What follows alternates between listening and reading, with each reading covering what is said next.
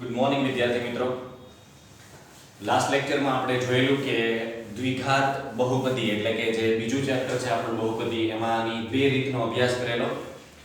સૌથી પહેલી રીત તો એ હતી કે કોઈ પણ બહુપદી તમને આપેલી હોય, સાંભળજો, કોઈ પણ બહુપદી તમને આપેલી હોય અને એના પરથી તમારે અવયવીકરણથી એના બીજ મેળવવાના હોય અને એના શૂન્યનો સરવાળો અને ગુણાકાર કરવાનો હોય. તો આપણે શીખી ગયા કે એ રીતે જો કરવાનું થાય તો તમારે મેન્યુઅલી ગણવાનું થાય.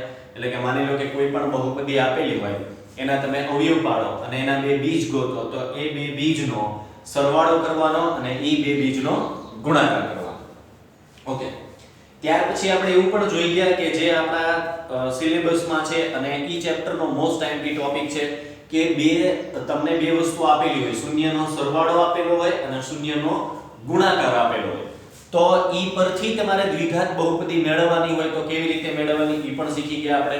એટલે બીજા ચેપ્ટરમાં અત્યાર પૂરતું આપણે જે બે રીત શીખ્યા છે એનું રિવિઝન કરજો અને ઈ જ બે રીત આપણો જે 70% સિલેબસ છે ઈ પ્રમાણે પૂછાવાની થશે.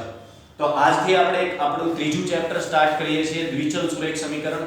અને હવે દરેકનું એમાં ધ્યાન તમારી ટેક્સ્ટ બુક સાથે રાખજો, જેથી કરીને અહીંથી એવા વર્ડિંગ આવે કે જે ન સમજાય તો એ તમે ટેક્સ્ટ બુકમાંથી ડાયરેક્ટ જોઈ શકો. ઓકે, તો સૌથી પહેલા આપણે એ સમજીએ કે આજનો જે ટોપિક છે આપણો એને કઈ રીતે કવર અપ કરશું અને એની માટે જે પહેલા બેઝિક સમજૂતીઓ જોઈએ એ જોઈ લઈએ. દ્વિચલ સુરેખ સમીકરણ ચેપ્ટર તમારે ધોરણ 9 માં પણ આવતું જે ચોથા નંબરનું ચેપ્ટર હતું, બરાબર છે. પહેલું ચેપ્ટર સંખ્યા પદ્ધતિ, બીજું બહુપદી, ત્રીજું યામ ભૂમિતિ અને ચોથું હતું દ્વિચલ સુરેખ સમીકરણ. પણ એમાં આપણે એક જ સમીકરણની વાત કરતા હતા, અહીંયા આપણે બે સમીકરણની વાત કરશું. પહેલા દ્વિચલ કોને કહેવાય એ જોઈ લઈએ. દ્વિચલ સુરેખ સમીકરણ છે એનું ફોર્મેટ કંઈક આ રીતે બનશે: ax by c = 0 અને abc belongs to R અને ab does not equal to 0. આનો મતલબ શું થશે? આનો મતલબ એવો થશે કે કોઈ પણ દ્વિચલ સુરેખ સમીકરણ હોય ઈ ax by c = 0 એટલે કે આ ફોર્મેટમાં હોય જ્યાં abc, a શું છે તો કે x નો સહગુણક છે, b શું છે ઈ y નો સહગુણક છે અને c શું છે તો કે ઈ અચળ પદ છે, કોઈનો સહગુણક નથી. a અને b દ્વિચલ સુરેખ સમીકરણમાં આપણે ધોરણ 9 માં પણ જોઈ ગયા છીએ કે કા a એટલે કે x0 હોઈ શકે તો દ્વિચલ સુરેખ સમીકરણ થાય, કા y0 હોઈ શકે તો એ દ્વિચલ સુરેખ સમીકરણ થાય. પરંતુ સાંભળજો, પરંતુ a અને b એક સાથે કોઈ દી 0 હશે નહીં. a અને b એક સાથે કોઈ દી 0 હશે નહીં. તો કોઈ પણ દ્વિચલ સુરેખ સમીકરણ કે તો તમારે યાદ રાખવાનું છે કે આ એનું પ્રમાણિત સ્વરૂપ છે ax by c = 0. ઓકે, ચાલો. એની પછી ઈ એક વસ્તુ ધ્યાન રાખજો કે a છે એ x નો સહગુણક છે, y છે એ b છે એ y નો સહગુણક છે, a છે x નો સહગુણક છે અને c અચળ પદ છે. abc belongs to R અને ab does not equal to એટલે કે a અને b એક સાથે કોઈ દી 0 હશે નહીં. ત્યાર પછી હવે આપણે જે મહત્વની વાત સમજવા જઈ રહ્યા છીએ એની વાત કે તમને અહીં હંમેશા રકમમાં બે સમીકરણ આપશે. કેટલા સમીકરણ આપશે? બે. તો માની લો કે આવું નવું બીજું સમીકરણ આપેલું હોય ax by c = 0. તો આ બધું ભેગું થઈ જાય એ માટે આપણે શું કરશું તો કે પહેલા સમીકરણમાં બધે 1 મૂકી દેવાના, a1 b1 c1, બીજામાં તો કે a2 b2 અને c2 મૂકી દેવાના, બરાબર છે. હવે એક વસ્તુ સમજો, આનો આલેખ પહેલી જ રીત છે, આનો આલેખ દોરવાનો. શું રીત? કઈ રીત છે? આલેખ દોરવાની. પણ આપણે જે 30% સિલેબસ કટ થયો છે એ પ્રમાણે 3.1 કરવાનું થતું જ નથી, એટલે આપણે સીધા 3.2 ના કોન્સેપ્ટ ઉપર જઈએ છીએ કે માત્ર આપણે સમજૂતીથી કામ ચલાવશું કે આ રીતનો આલેખ હોય તો એનો ઉકેલ ગણ શું મળે, આ રીતનો આલેખ હોય તો એનો ઉકેલ ગણ શું મળે વગેરે, બરાબર છે. ચલો તો પહેલી કન્ડિશન જોઈએ. ત્રણ કન્ડિશન આપણે જોશું અને એ પ્રમાણે આપણે ચેક કરતા જશું કે શું હોઈ શકે. હવે જુઓ, માની લો કે કોઈ પણ બે રેખાઓ છે, એટલે કે આ જે તમે સમીકરણ ઉપર આપેલા હોય તમને, એમાં જોજો તમને જે ઉપર સમીકરણ આપેલા છે એમાં તમે એનો આલેખ દોરો છો, બરાબર છે, અને એનો આલેખ કોઈ પણ એક બિંદુએ છેદે છે. જો કોઈ પણ એક બિંદુએ છેદે છે, આ y અક્ષ છે, આ x અક્ષ છે, અને અહીંયા 0 છે એનું ઉગમ બિંદુ. તો હવે તમે કોઈ પણ બે સમીકરણ લ્યો, દ્વિચલ સુરેખ સમીકરણ લ્યો, જેમ ધોરણ 9 માં આલેખ દોરતા હતા, એક સમીકરણ માટે એક આલેખ હોય, આપણે અહીંયા બે સમીકરણ છે એટલે આપણને બે રેખા મળશે. ઈ બે રેખાઓ સાંભળજો, ઈ બે રેખાઓ જો કોઈ એક બિંદુએ છેદે તો એને અનન્ય ઉકેલ કહેવાય. શું કહેવાય? અનન્ય ઉકેલ. તો આપણે શું લખશું કે આ પરિસ્થિતિમાં જો તમને ઉકેલ ગણ પૂછે, સાંભળજો, આ પરિસ્થિતિમાં જો તમને ઉકેલ ગણ પૂછે તો જવાબ આવે અનન્ય. અનન્ય એટલે એક અને માત્ર એક. અનન્યનો મતલબ શું થાય? એક અને માત્ર એક. બીજું પૂછશે તમને રેખાઓની સ્થિતિ. શું પૂછશે? રેખાઓની સ્થિતિ. તો રેખાઓની સ્થિતિમાં લખવાનું તમારે છેદતી હોય એવી. અને હજી એક સવાલ પૂછશે તમને સુસંગત છે કે નહીં. તો હવે તમે યાદ રાખો, સુસંગત કોને કહેવાય? જે બે રેખાઓ છેદે અને એનથી તમને ઉકેલ મળતા હોય. સાંભળજો, ઉકેલ ક્યારે મળે? જે બે, ઓકે, આનો ઉકેલ આ કહેવાય. જો અહીંયા એનો x અક્ષ જોવાનો અને અહીંયા એનો y અક્ષ જોવાનો, એટલે તમને એનો ઉકેલ મળે. તો છેદતી હોય એનો મતલબ એમ થયો કે એનું છેદ બિંદુ છે. છેદ બિંદુ છે એનો મતલબ એમ થયો કે એનો ઉકેલ છે, અને એનો ઉકેલ છે એનો મતલબ એમ થયો કે એ સુસંગત છે. બરાબર છે? એટલે તમારે કોઈ પણ ત્રણ કન્ડિશન છે, આપણી ત્રણ કન્ડિશન, એમાં ત્રણ આન્સર આપવાના છે. સૌથી પહેલો ઉકેલ ગણ.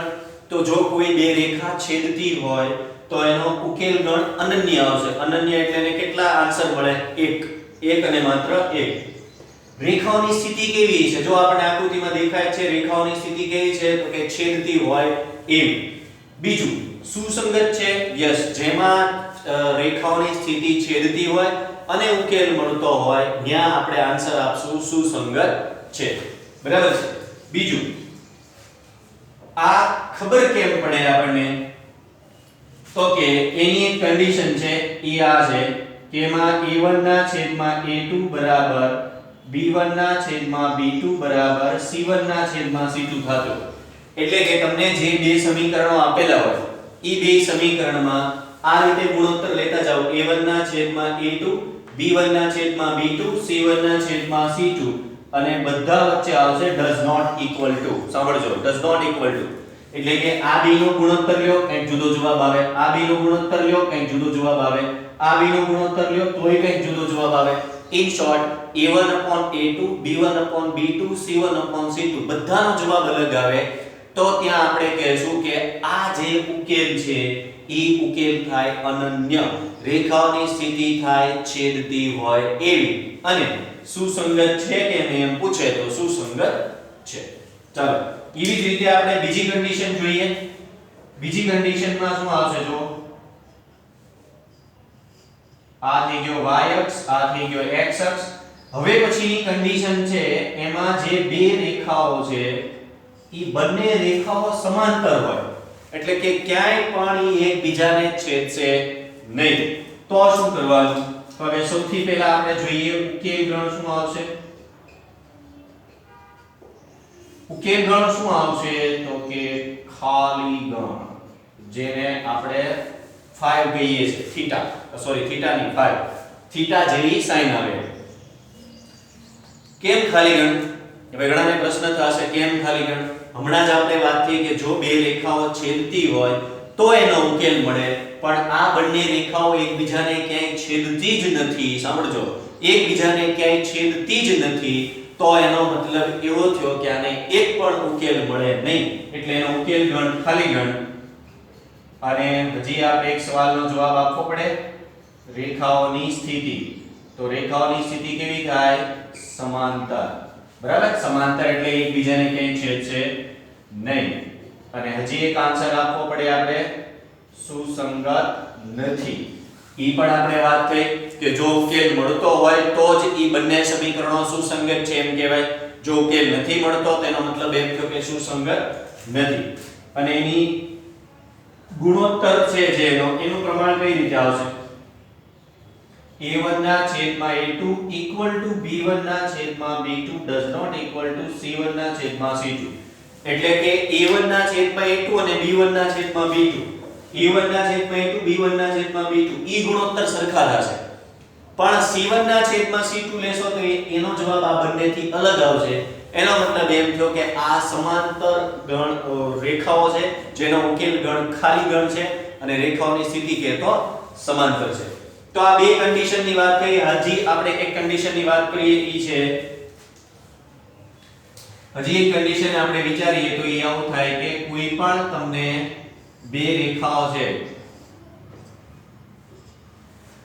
ચલો આ રીતે દોરેલું હોય. આ y અક્ષ છે, આ x અક્ષ છે, અહીંયા ઉગમ બિંદુ છે, અહીંયા પણ ઉગમ બિંદુ છે.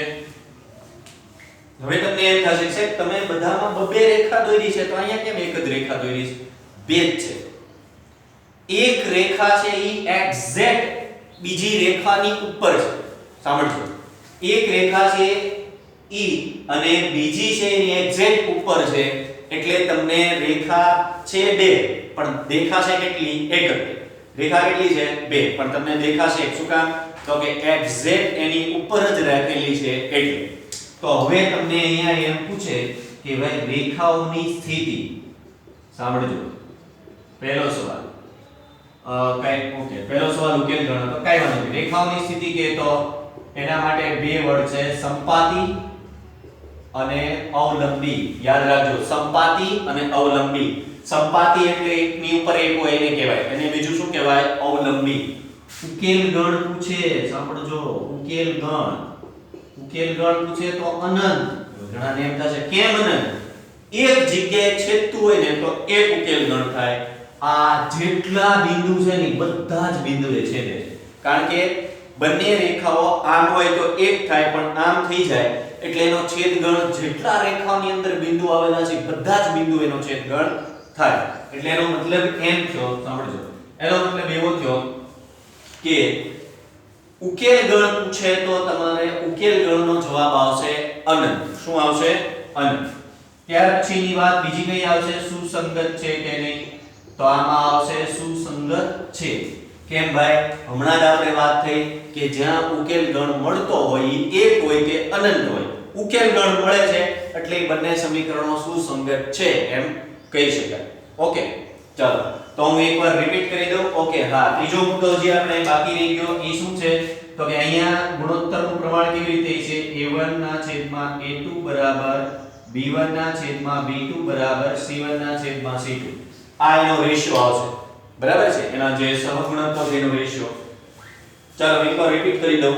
જો કોઈ પણ બે રેખાઓ છે કોઈ પણ એક જ બિંદુએ છેદતી હોય તેનો ઉકેલ ગણ અનન્ય. અનન્ય એટલે એક અને માત્ર એક. રેખાઓની સ્થિતિ છેદતી હોય, સુસંગત હોય અને ગુણોત્તર કેવી રીતે આવશે? તો કે a1 ના છેદમાં a2 does not equal to b1 ના છેદમાં b2 does not equal to c1 ના છેદમાં c2. બીજી એક પરિસ્થિતિ આપણે એવી જોઈ કે કોઈ પણ બે રેખાઓ છે એના તમે આલેખ દોરો. પૂછાશે નહીં, સાંભળજો, ખાલી આપણે દોરવાની વાત થવાની છે એટલે કે એમનેમ જોઈ લેશું કે બે રેખાઓ છે ઈ બંને રેખાઓ સમાંતર આવે તો એનો ઉકેલ ગણ મળે જ નહીં. કેમ? છેદતી જ નથી તો ઉકેલ ક્યાંથી મળે? રેખાઓની સ્થિતિ સમાંતર સુસંગત નથી. a1 ના છેદમાં a2 બરાબર b1 ના છેદમાં b2 બને બરાબર નથી. કોણ? તો કે c1 ના છેદમાં c2. લાસ્ટ ઓપ્શન છે કે બંને રેખાઓ એકબીજાની ઉપર જ હોય એટલે કે સંપાતી હોય, અવલંબી હોય તો એનો ઉકેલ થાય અનંત ગણ. રેખાઓની સ્થિતિ સંપાતી અને અવલંબી સુસંગત છે. a1 ના છેદમાં a2 બરાબર b1 ના છેદમાં b2 બરાબર c1 ના છેદમાં c2. આટલી વસ્તુ તમારે યાદ રાખવાની છે. ફરીવાર હું તમને કહું છું, હજી જો તમને સમજાણું ન હોય તો લેક્ચરને રિવાઇન્ડ કરો, કારણ કે આટલી વસ્તુ જો તમને સમજાણી હશે તો તે હવે પછી જે હું દાખલા તમને ગણાવવા જઈ રહ્યો છું ઈ સમજાશે. ઓકે, ચાલો તો હજી નો સમજાણું હોય તો આ ત્રણે ત્રણની વ્યવસ્થિત તમે તમારી રીતે આકૃતિ દોરો, નીચે સરસ લખતા જાઓ. ઉકેલ ગણ શું આવે છે, રેખાઓની સ્થિતિ શું આવે છે, સુસંગત છે કે સુસંગત નથી, અને છેલ્લે એનો રેશિયો લખવાનો કે કઈ રીતનો ઉકેલ હોય તો કયા પ્રકારનો રેશિયો હોવો જોઈએ. ઓકે, ચાલો તો હવે આપણે આપણા દાખલા તરફ જઈએ. પ્રશ્ન નંબર 2 ની સૂચના એવી છે કે આમાંથી જે તમને બે સમીકરણ આપેલા છે ઈ બે સમીકરણમાં સાંભળજો, ઈ બે સમીકરણનો ઉકેલ સંપાતી અનંત ગણ આવે છે, અનન્ય આવે છે કે ખાલી ગણ આવે છે, ઈ આપણે ચેક કરવાનું છે. તો કઈ રીતે ચેક કરશું તો કે ગુણોત્તર લેતા જશું. જો એક દાખલો ગણીશ એટલે તમને સમજાઈ જશે. તો હવે આપણી પાસે બે સમીકરણ છે, 5x - 4y + 8 = 0. બીજું સમીકરણ છે 7x + 6y - 9 = 0. તો હમણાં જ અહીંયા મેં ચેપ્ટર સ્ટાર્ટ કર્યું ત્યારે જ વાત કરી કે જે પહેલા સમીકરણમાં તો કે એમાં abc છે, બીજા સમીકરણમાં તો કે એમાં abc છે. એટલે પહેલા શું એક કામ કરવાનું તો કે જે પહેલાના abc છે એને a1 b1 અને c1 કયો, બીજું જે સમીકરણ છે એમાં a2 b2 અને c2 કયો. બરાબર છે? તો હવે જો આ દાખલાને આપણે થોડુંક હેઠે લઈ લઈએ. 9x + 3y + 12 = 0, 18x + 6y + 24 = 0. ચાલો હવે જોઈએ. સૌથી પહેલા તમે a1 b1 c1 અને a2 b2 c2 આટલી વસ્તુ લખી. a1 શું થશે તો કે 5, b1 શું થશે જોજો માઈનસ છે -4, c1 થશે 8, ઈ જ રીતે a2 થશે 7, b2 નો આન્સર આવશે 6 અને c2 નો આન્સર આવશે -9. મારે યાદ રાખજો ત્રણ ગુણોત્તર લેવાના છે, a1 ના છેદમાં a2, b1 ના છેદમાં b2 અને c1 ના છેદમાં c2. ચાલો પહેલા વાત કરીએ a1 ના છેદમાં a2. તો a1 છે 5 અને a2 છે 7.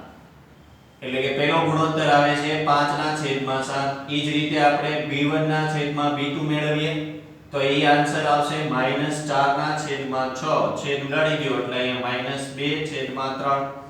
તો આ થઈ ગયું. ઈ જ રીતે c1 ના છેદમાં c2 મેળવવા જઈએ તો 8 ના છેદમાં -9 પણ માઈનસ આપણે ઉપર આવી જશે. તો આ રીતના કંઈક ત્રણ જવાબ આપણને મળે છે. બરાબર છે? a1 ના છેદમાં a2, b1 ના છેદમાં b2 અને c1 ના છેદમાં c2.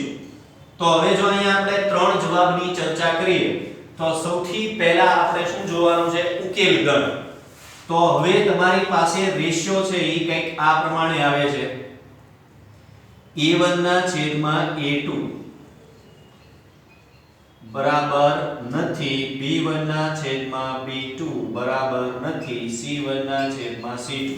ટૂંકમાં એકેય ગુણોત્તર એકબીજા સાથે સરખો થતો નથી.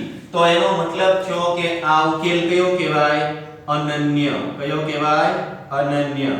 રેખાઓની સ્થિતિ પૂછે તો છેદતી હોય એવી. બરાબર છે? એટલે આ આપણો પહેલો આન્સર થયો. આ આપણને જે બીજું પૂછ્યું છે એ થયું અને આ ત્રીજું છેદતી રેખાઓ. અને હજી એક આન્સર આપવાનો છે આપણે સુસંગત છે કે નહીં. તો આન્સર આવશે સુસંગત છે. ઈ તમને ખબર જ છે. બરાબર ને? બીજો આ જે આપણો પ્રશ્ન છે ને એમાં સુસંગત છે કે નહીં એવું નથી પૂછ્યું, પણ આપણે પ્રેક્ટિસ થાય એટલે પહેલેથી જ તે આપણે જોતા જઈએ. નથી પૂછ્યું તો એ કહી દઈએ છીએ કે સુસંગત છે કે સુસંગત નથી. હવે જો ફરીવાર 5x - 4y + 8 = 0, 7x + 6y - 9 = 0. સૌથી પહેલા તમારે શું કરવાનું? a1 b1 c1 a2 b2 c2. પછી તો કે એના ગુણોત્તર લઈ લો. a1 ના છેદમાં a2, b1 ના છેદમાં b2, c1 ના છેદમાં c2. આટલી વસ્તુ થઈ જાય પછી તમારે રેશિયો જોવાનો છે કે અનન્યમાં લાગુ પડશે, ખાલી ગણમાં લાગુ પડશે કે અનંત ગણમાં લાગુ પડશે. બધા જ ગુણોત્તર એકબીજાથી અલગ આવે છે એટલે એનો મતલબ થયો કે અનન્ય છે. રેખાઓની સ્થિતિ તો કે છેદતી છે. અને જો તમને એમ પૂછે કે આન્સર સુસંગત છે કે નથી તો કે સુસંગત છે. ચાલો નેક્સ્ટ. a1 આવશે 9, એ રીતે b1 આવશે 3 અને c1 આવશે 12. A2 આવશે 18, B2 આવશે 6 અને C2 આવશે 24. ચાલો સૌથી પહેલા તો કે A1 ના છેદમાં A2 એટલે કે 9 ના છેદમાં 18 છેદ ઉડાડી દો એટલે 1 ના છેદમાં 2 બરાબર 9 દુ 18 છેદ ઉડે ને ઈ જ રીતે તમે B1 ના છેદમાં B2 મેળવો એટલે કે 3 ના છેદમાં 6 તો છેદ ઉડાડી દો એટલે ઈ જવાબ પણ 1 ના છેદમાં 2 થઈ ગયો. એની પછી C1 ના છેદમાં C2 એટલે કે 12 ના છેદમાં 24 ન્યા પણ છેદ ઉડાડી દો તો જવાબ થઈ ગયો 1 ના છેદમાં 2. તેનો મતલબ એમ થયો કે ત્રણેય જવાબ સરખા આવ્યા. A1 ના છેદમાં A2, B1 ના છેદમાં B2 અને C1 ના છેદમાં C2. એટલે કે આપણા જે ગુણોત્તર છે એ આપણને કંઈક આવું કહે છે A1 ના છેદમાં A2 બરાબર B1 ના છેદમાં B2 બરાબર C1 ના છેદમાં C2. તો હવે આ ઉકેલ ગણ કયો થયો કહેવાય? આ ઉકેલ ગણ થયો કહેવાય અનંત. કયો થયો કહેવાય? અનંત. અને જો રેખાઓની સ્થિતિ કહેતો આવશે સંપાતી અથવા અવલંબી. બરાબર છે? અને આપણને એમ પૂછે કે સુસંગત છે કે સુસંગત નથી તો આન્સર આવશે સુસંગત છે. બરાબર? કેમ ભાઈ સુસંગત છે? આમાં અસંખ્ય ઉકેલ મળે છે. ઉકેલ મળતો હોય એટલે સુસંગત, બંને સમીકરણને સુસંગત કહેવાય. ચાલો તો આ બીજો દાખલો થયો. ત્રીજા દાખલા તરફ જઈએ. ત્રીજામાં કે આને થોડું હેઠે લઈ લઈએ. 3x + 2y = 5 અને bx - 3y = 7. ચાલો હવે જો.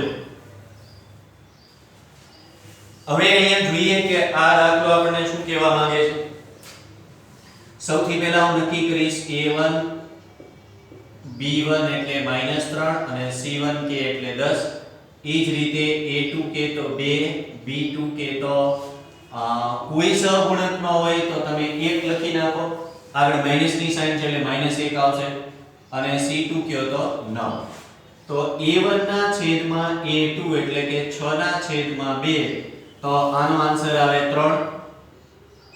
ઈ જ રીતે જો B1 ના છેદમાં B2 એટલે કે -3 ના છેદમાં -1 તો આન્સર આવે 3.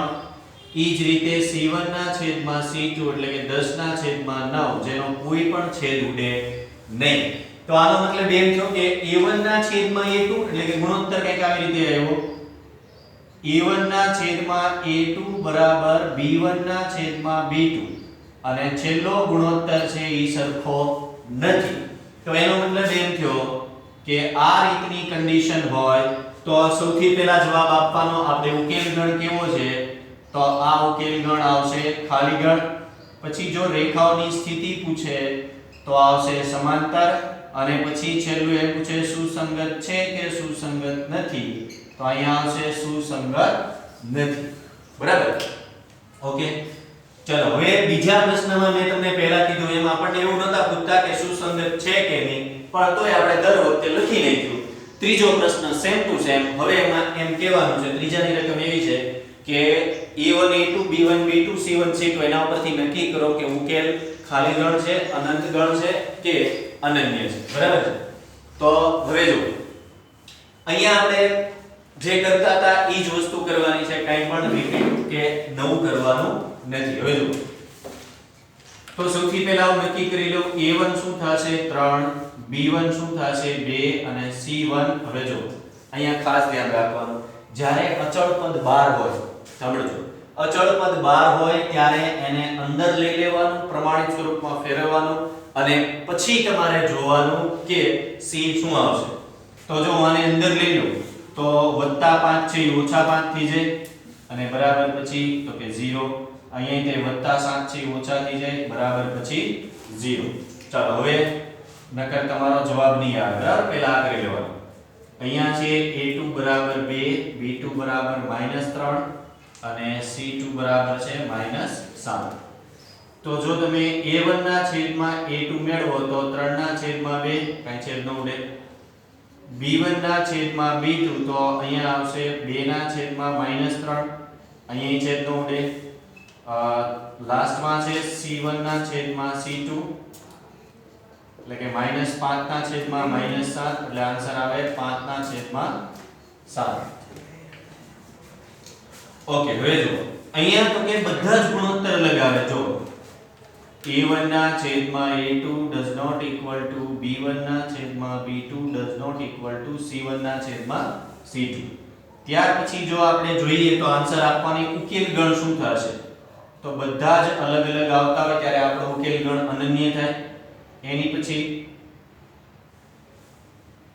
પછી તમારે જવાબ આપવાનો રેખા છેદતી છે યસ અનન્ય છે એટલે જવાબ આવશે રેખાઓની સ્થિતિ કેવી છે તો કે રેખાઓ કેવી છે છેદતી હોય એવી. અને લાસ્ટમાં આપણે આન્સર આપવાનો છે સુસંગત છે કે નહીં તો યસ આ બે સુસંગત છે. કેમ તો કે અહીંયા ઉકેલ મળે છે એટલે આન્સર સુસંગત છે એમ કહી શકાય કે આવે જ છે યસ આવે જ છે. ચલો અહીંયા પણ અચળ પદ જો તમને બહાર આપેલું છે તો પહેલા અચળ પદને આપણે અંદર લઈ લઈએ +8 અંદર લ્યો તો ઓછા થઈ જાય =0 અહીંયા તે =0. તો આપણે પહેલા 6 વસ્તુ નક્કી કરી લઈએ a1 2 b1 -3 અને c1 એટલે -8 a2 તો કે 4 b2 તો કે -6 અને c2 એટલે -8. તો a1 ના છેદમાં a2 આ જો ગુણોત્તર તમે મેળવશો તો આવશે 2 ના છેદમાં 4 આનો છેદ ઉડાડો એટલે 1 ના છેદમાં 2. ઈ જ રીતે b1 ના છેદમાં b2 તો -3 ના છેદમાં -6 એનો આન્સર પણ 1 ના છેદમાં 2.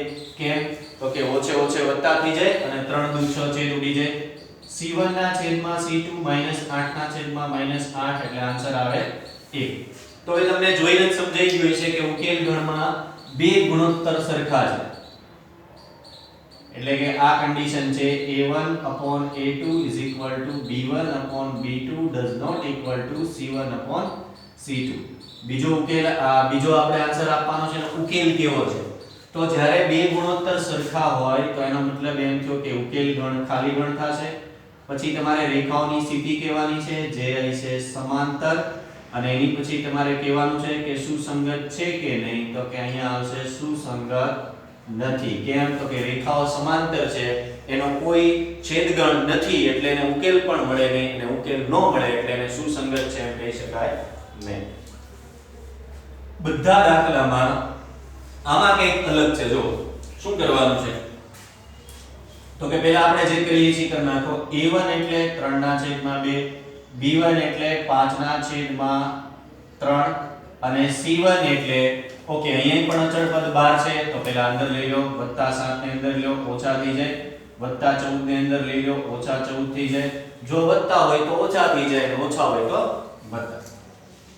તો હવે એ પ્રમાણે આપણું c1 થવું જોઈએ -7 a2 છે 9 b2 થશે -10 અને c2 થશે -14. તો પેલો ગુણોત્તર a1 ના છેદમાં a2 એટલે 3/2 ના છેદમાં 9. હવે જોજો અંશનો છેદ ક્યાં જાય છેદમાં એટલે આ જે બગડો દેખાય છે 9 વારે ગુણાઈ જાય એટલે ન્યા થઈ જાય 3/18 અને આનો છેદ ઉડી જાય 1/6.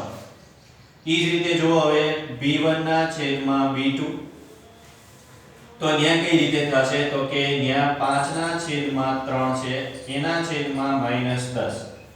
તો અહીં તે અંશનો છેદ ક્યાં જાય છેદમાં તો અહીંયા જવાબ આવે -5/30 અને આ આન્સર થઈ ગયો -1/6 કારણ કે છેદ ઉડી ગયો. c1 ના છેદમાં c2 -7/14 પ્લસ થઈ જાય છેદ ઉડાડો એટલે જવાબ આવી જાય 1/2. ઘણા બાળકો ઉતાવળા થઈને તરત એમ કહે છે કે સાહેબ a1 ના છેદમાં a2 b1 ના છેદમાં b2 સરખું છે એટલે ઉપર જેવો જ આન્સર આવશે. પણ હું એમ કહીશ નહીં આવે. કેમ આ 1/6 છે અને આ -1/6 છે એનો મતલબ એમ થયો કે બે અલગ અલગ છે એને સરખા ગણવાના નથી. તો હવે તમને આઈડિયા આવી જશે કે તો ઉકેલ આવું કંઈક થશે a1 ના છેદમાં a2 does not equal to b1 ના છેદમાં b2 does not equal to c1 ના છેદમાં c2 અને ઉકેલ ગણમાં અહીંયા લખશું આપણે અનન્ય. કેમ તો કે બધા જવાબ અલગ અલગ છે. રેખાઓની સ્થિતિ તો કે છેદતી હોય એવી અને આ સુસંગત છે કે સુસંગત નથી તો કે ભાઈ આ સુસંગત છે. કેમ તો કે ઉકેલ ગણ અનન્ય આવે છે એ માટે. ફરીવાર કહું છું અહીંયા કન્ફ્યુઝન ન થાય એક આન્સર પ્લસ છે એક માઈનસ છે એટલે એ સરખા કહેવાય નહીં. ચલો લાસ્ટ ક્વેશ્ચન, એનો અચળ પદ 12 છે તો પહેલા આપણે એને અંદર બોલાવી લઈએ, એટલે +11 ના ઓછા થઈ જાય, -22 છે તો ઈ વત્તા થઈ જાય. તો હવે પહેલા આપણે 6 વસ્તુ જેમ નક્કી કરીએ છીએ એમ જોઈ લઈએ કે a1 આવશે 5, b1 આવશે -3 અને c1 આવશે -11. એ રીતે જો a2 જોઈએ તો -10, b2 જોઈએ તો 6 અને c2 એટલે 22. અને જો હવે તમે એનો ગુણોત્તર મેળવશો તો ગુણોત્તર આવશે, પહેલા જોઈએ a1 ના છેદમાં a2 એટલે 5 ના છેદમાં -10 એટલે 1 ના છેદમાં 2. એ રીતે b1 ના છેદમાં b2 એટલે -3 ના છેદમાં 6 તો કે આનો જવાબ એ 1 ના છેદમાં 2. c1 ના છેદમાં c2 એટલે કે -11 ના છેદમાં 22 તો કે આનો જવાબ કેટલો આવશે? અહીંયા આનો આન્સર સોરી માઈનસ છે, આ આન્સર એ માઈનસ થશે અને લાસ્ટ આન્સર પણ આપણો -1 ના છેદમાં 2 છે. બરાબર છે. તો હવે પહેલો ગુણોત્તર, બીજો ગુણોત્તર, ત્રીજો ગુણોત્તર બધું જ સરખું. તો હવે હું અહીંયા એક્સ્ટ્રા લખતો નથી, બાજુમાં જે આપણી આકૃતિ છે એમાં લખેલું છે રેખાઓની સ્થિતિ. તો કે આ દાખલા માટે રેખાઓની સ્થિતિ પહેલા જો ગુણોત્તર કયો આવ્યો? a1 ના છેદમાં a2, b1 ના છેદમાં b2, c1 ના છેદમાં c2 બધું જ સરખું. બરાબર છે. બધું જ સરખું એનો મતલબ થયો રેખાઓની સ્થિતિ સમપાતી અને અવલંબી થઈ, ઉકેલ ગણ અનંત ગણ થયો અને સુસંગત છે. ઓકે, તો આ લેક્ચરમાં આપણે અહીંયા સુધી રાખીએ અને આ જે આપણો કોન્સેપ્ટ છે એ વધારે જો ફરીવાર કહું છું, લેક્ચરમાં જો તમને મેં 3 ઓપ્શન સમજાવેલા છે કે એક વખત છેદતી હોય, છેદતી જ ન હોય, અથવા તો ઉકેલ ગણ અનંત આવતો હોય, ઈ નો સમજાણું હોય તો લેક્ચર રિવાઇન્ડ કરીને પહેલા જોઈ લેવો. ઈ જોશો તો જ પછીના તમને દાખલા સમજાશે. તો નેક્સ્ટ લેક્ચરમાં મળીએ ત્યારે આપણે આ જ ચેપ્ટરની એક નવી રીતનો અભ્યાસ કરશું. ત્યાં સુધી આવજો અને રિવિઝન કરતા રહેજો.